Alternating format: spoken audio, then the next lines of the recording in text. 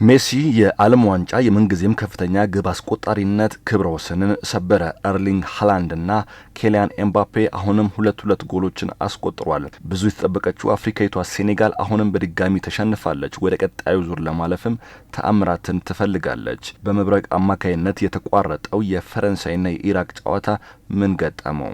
አልጄሪያ ዮርዳኖስን 2-1 በማሸነፍ ወደ ድል ተመልሳለች። ከ28 ዓመታት በኋላ ወደ ዓለም ዋንጫው የተመለሰችው ኖርዌይ ወደ ቀጣዩ ዙር በቀላሉ ማለፏን ማረጋግጣለች። ሰላም የጎልደን ስፖርት ቤተሰቦች፣ ይህ የጎልደን ስፖርት ነው። ትኩስና ወቅታዊ ስፖርታዊ መረጃዎች የሚቀርቡበት የዩቲዩብ ቻናል ነው። ላይክ፣ ሼር፣ ሰብስክራይብ በማድረግ ቤተሰብ መሆናችሁን እንዳትረሱ።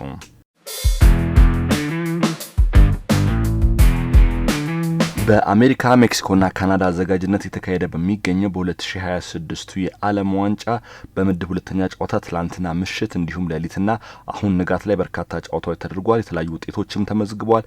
ሜሲ የዓለም ዋንጫውን የምንጊዜም ከፍተኛ ግብ አስቆጣሪነት ክብረ ወሰን በሰበረበት ጨዋታ አርጀንቲና ጥሎ ማለፉን ተቀላቅላለች። በ23ኛው ፊፋ ዓለም ዋንጫ የምድብ 10 መርሃ ግብር አርጀንቲናን ኦስትሪያ ያገናኘው ጨዋታ በአርጀንቲና 2-0 አሸናፊነት ተጠናቋል። ማምሻውን እንግዲህ በዳላስ ስቴዲየም በተካሄደው ጨዋታ ሊዮኔል ሜሲ በ38ኛውና በ95ኛው ደቂቃ ጎሎችን አስቆጥሯል። ሜሲ እንግዲህ በዓለም ዋንጫ ያስቆጠራቸውን ጎሎችም ብዛት ወደ 18 በማድረግ የምንጊዜም ከፍተኛ ግብ አስቆጣሪነቱን ክብረ ወሰን ከጀርመኑ ሚሮስላቭ ክሎዝ ተቀብሏል ማለት ነው። እንግዲህ 16 ጎሎች ነበሩ በሪካርድ የተመዘገበው። ሜሲ እንግዲህ ትላንት ሁለት ባስቆጠራቸው ጎሎች አማካኝነት ክብረ ወሰኑን መስበር ችሏል። ሜሲ በ8ኛው ደቂቃ ቡድኑ ያገኘውን የፍጹም ቅጣት ምት ስቶ ነበር። የ38 ዓመቱ ተጫዋች በአጠቃላይ ለሀገሩ ያስቆጠራቸውን ጎሎች ብዛት ወደ 122 በማድረስ የምንጊዜም ከፍተኛ ግብ አስቆጣሪነቱን አጠናክሯል። በዘንድሮ የዓለም ዋንጫ ያስቆጠራቸውን ጎሎች ብዛትም ወደ 5 ከፍ በማድረግ የኮከብ ግብ አግቢነት መሪነቱንም አጠናክሯል ማለት ነው። አርጀንቲና ያስቆጠረችው 5 ጎል ብቻ ነው። ይህንንም ጎል ያስቆጠረው ሜሲ ነው። ውጤቱን ተከትሎ እንግዲህ የወቅቱ የውድድሩ አሸናፊ አርጀንቲና በ6 ነጥብ ወደ ጥሎ ማለፍ መግባቷን አረጋግጣለች። ኦስትሪያ በ3 ነጥብ ሁለተኛ ደረጃ ላይ ትገኛለች። በዚሁ ምድብ ጆርዳን ከአልጄሪያ በሳን ፍራንሲስኮ ቤይ ኤሪያ ስቴዲየም ከማለዳው 12 ሰዓት ላይ ጨዋታቸውን አድርጓል። በዚህ ጨዋታ ላይ እንግዲህ አልጄሪያ 2-1 አሸንፋለች። በሌላ ምሽትና ሌሊት በተደረገ ጨዋታ ፈረንሳይና ኖርዌይ ጥሎ ማለፉን መቀላቀላቸውን አረጋግጠዋል። በ23ኛው ፊፋ ዓለም ዋንጫ የምድብ 9 ጨዋታዎች እንግዲህ ከእኩለ ሌሊት በኋላ ተደርጓል። በኒውዮርክ ኒው ጀርዚ ስቴዲየም በተካሄደው ጨዋታ ኖርዌይ ሴኔጋልን 3-2 አሸንፋለች። አርሊንግ ሃላንድ 2 ግቦችን ሲያስቆጥር ማርከስ ሆልምግሬን ፔደርሰን ቀሪዋን ጎል ለኖርዌይ ከመረብ ላይ ያሳርፏል።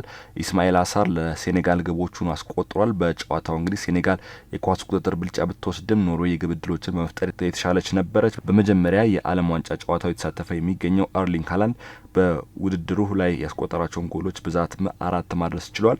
ሃላንድ የጨዋታው ኮከብ ሆኖ ተመርጧል። ውጤቱን ተከትሎ ኖርዌይ ወደ ጥሎ ማለፍ ወይም ደግሞ ራውንድ ኦፍ 32 ማለፏን አረጋግጣለች። በውድድሩ ሁለተኛ ሽንፈቷን ያስተናገረችው ሴኔጋል በሂሳባዊ ስሌት ወደ ጥሎ ማለፍ ምርጥ ሶስተኛ ሆኖ የመግባት እድል ቢኖራትም በመጨረሻው የምድብ ጨዋታ ኢራቅን ማሸነፍ ይጠበቅባታል። ማሸነፍ ብቻ ሳይሆን ብዙ ጎሎችን ማስቆጠር ይጠበቅባታል። ሴኔጋል እንግዲህ ከአፍሪካ ተስፋ ከተጣለባቸው ቡድኖች ወደ ቀጣዩ ዙር በቀላሉ ያልፋሉ ከተባሉ ቡድኖች መካከል አንዷ ብትሆንም አሁን በአስቸጋሪ ሁኔታ ላይ ትገኛለች። የመጀመሪያን ጨዋታ በፈረንሳይ 3-1 መሸነፏ ይታወሳል። አሁን ደግሞ በኖርዌይ 3-2 ተሸንፋለች። ቀጣዩን ጨዋታ ማሸነፍና ብዙ ጎል ማስቆጠር ምናልባት ወደ ቀጣዩ ዙር ሊያሳልፋት ይችላል። ይህም እንግዲህ ተአምር እንድትጠብቅ የሚያደርጋት ውጤት ነው ትላንትና ያስመዘገበችው። በዚሁ ምድብ በፊላዴልፊያ ስቴዲየም በተካሄደው ጨዋታ ፈረንሳይ ኢራቅን 3-0 አሸንፋለች። ኬሊያን ኤምባፔ እንደ መጀመሪያው ጨዋታ ሁሉ 2 ጎሎችን ሲያስቆጥር ኦስማን ዴምቤሌ የቀረችዋን ጎል አስቆጥሯል ማለት ነው። እንግዲህ ኤምባፔ በዓለም ዋንጫው በአጠቃላይ ያስቆጠራቸውን ጎሎች ብዛት 16 በማድረስ ከጀርመኑ ሚሮስላቭ ክሎዝ 16 እኩል በመሆን ሁለተኛ ደረጃን ይዟል። 18 ግቦች ካስቆጠረው የአርጀንቲናዊው ሊዮኔል ሜሲ በ2 ጎል ዝቅ ብሎ ነው የሚገኘው። እንግዲህ እንደሚታወቀው ኬሊያን ኤምባፔ እድሜው ገና በመሆኑ ምክንያት ምናልባትም አሁን ሜሲ የሰበረው ሪከርድ የመስበር እድል እንዳለው እየተነገረም ነው የሚገኘው። በዘንድሮ የዓለም ዋንጫ ያስቆጠራቸውን ጎሎች ብዛትም 4 አድርሷል። ኤምባፔ ለፈረንሳይ መቶኛ ጨዋታውን ያደረገ ሲሆን 59 ግቦችን በማስቆጠር የምንም ጊዜ ከፍተኛ ግብ አስቆጣሪነትንም አጠናክሮ ቀጥሏል። እንግዲህ ኤምባፔ 3ኛው የዓለም ዋንጫ ሲሆን ሜሲ 6ኛው ነው።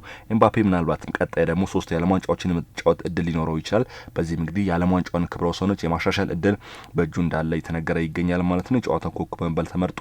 በመብረቅና በመጥፎ የአየር ንብረት ምክንያት ለ2 ሰዓት ከ15 ደቂቃ ተቋርጦ በነበረው ጨዋታ ፈረንሳይ ብልጫ ወስዳ ተጫውታለች። ውጤቱን ተከትሎ እንግዲህ ፈረንሳይ በ6 ነጥብ ወደ ጥሎ ማለፍ ገብታለች። በምድብ ሁለተኛ ሽንፈቷን ያስተናገደችው ኢራቅ ምርጥ ሶስተኛ ሆኖ የማለፍ እድሏን ለመጠቀም ሴኔጋልን በመጨረሻው የምድብ ጨዋታ ማሸነፍ ይጠበቅባታል። ፈረንሳይ ከኖርዌይ፣ ሴኔጋል ከኢራቅ የምድብ የመጨረሻ ጨዋታቸውን የሚያደርጉም ነው የሚሆነው። በዚህ ምድብ እንግዲህ ከ28 ዓመታት በኋላ ወደ ዓለም ዋንጫ የተመለሰችው ኖርዌይ ወደ ጥሎ ማለፉ በቀላሉ ማለፏን አረጋግጣለች። አርሊንግ ሃላንድ እንግዲህ በኖርዌይ ብሔራዊ ቡድን እየደመቀ ነው የሚገኘው። ከወዲሁ 4 ጎሎችን አስቆጥሯል። በመጀመሪያው የዓለም ዋንጫ 4 ጎሎችን አስቆጥሯል። እንግዲህ በቀጣይ ምን የሚፈጠር ይሆናል የሚለውን ደግሞ የምንመለከት ነው የሚሆነው። በዚህ ዓለም ዋንጫ በርካታ ክብረ ወሰኖችን እየሰበረ የሚገኘው አርጀንቲናዊ ኳስ ጥበበኛ ሊዮኔል ሜሲም እንግዲህ ትላንትና ሌላ አዲስ ታሪክም ተጋርቷል። ከዚህ ቀደም እንግዲህ 2 ተጫዋቾች ብቻ ነበሩ በተከታታይ 6 የዓለም ዋንጫ ጨዋታዎች ላይ ጎል ያስቆጠሩት። ሜሲም እንግዲህ ትላንትና በኦስትሪያ ላይ ጎል በማስቆጠር እነዚህን ተጫዋቾች ተቀላቅሏል። ከዚህ ቀደም እንግዲህ የፈረንሳዩ ጀስቲን ፎንቴን እንዲሁም ደግሞ ብራዚላዊ ጀርዚኖ የነበሩ በ6 ተከታታይ ጨዋታዎች በዓለም ዋንጫ ማለት ነው ጎል ማስቆጠር የቻሉት። ትላንትና እንግዲህ ሜሲ በኦስትሪያ ላይ በማስቆጠር ይህን ክብረ ወሰን መጋራት ችሏል ማለት ነው። የዓለም ዋንጫውም እንግዲህ የምንም ጊዜ ከፍተኛ ጎል አስቆጣሪ መሆንም ችሏል ማለት ነው። ሜሲ እንግዲህ አሁንም በርካታ ጨዋታዎች ይቀሩታል በዚህ የዓለም ዋንጫ። ቀጣይስ ምን አይነት ሪከርዶችን ይሰብራል የሚለው ነገር በጉጉት ሲጠበቅ ነው የሚገኘው። ሜሲ እንግዲህ 39ኛ ዓመቱን ካስቆጠረ ገና ቀናቶች ናቸው የተቆጠሩት። እንግዲህ በዚህ እድሜው እንግዲህ ተአምራትን እየሰራ ነው የሚገኘው። ከወዲሁ እንግዲህ 5 ግቦችን በማስቆጠርም በዚህ የዓለም ዋንጫ ከፍተኛ ግብ አስቆጣሪ በመሆንም እየመራ ነው የሚገኘው። የሜሲ ጉዳይ እንግዲህ በርካቶችን ቀልብና ትኩረት የሳበ ጉዳይ እንደሆነ ቀጥሏል። ትላንትና ሜሲ ከጨዋታው በኋላ እንግዲህ የዓለም ዋንጫውን በተንታኝነት እየተካፈሉ የሚገኙትን የቀድሞ የሊቨርፑል አሰልጣኝ ጀርመናዊ የርገን ክሎፕ ጋር ተገናኝተዋል። ከዛ ባሻገርም የቀድሞ የጀርመን ተጫዋች ከቶማስ ሙለር ጋርም ተገናኝተው ነበር። እንግዲህ የርገን ክሎፕ ስለ ሜሲ ሲናገሩ ከዚህ በኋላም ቢሆን ሜሲን የሚተካና ሜሲን የሚመስል ተጫዋች አይፈጠርም ሲል ተናግሯል። እንግዲህ ለሜሲ ያላቸውን አድናቆት ነበር የገለጹት ማለት ነው። ሜሲ እንግዲህ የበርካቶችን የእግር ኳስ ቤተሰብ ቀልብ የሳበና ትኩረት የሳበ ተጫዋች ነው። የሜሲ ጉዳይ እንግዲህ አሁንም በንግግር ብቻ የሚገለጽ አይደለም። ሜሲ ከፍተኛ የሆነ አድናቆት እየተቸረው ይገኛል። የጎልደን ስፖርት ቤተሰቦች ለዛሬ ያዝናቸው ስፖርታዊ መረጃዎች እነዚህን ይመስሉ ነበር። ላይክ፣ ሼር፣ ሰብስክራይብ ማድረጋችሁን እንዳትረሱ።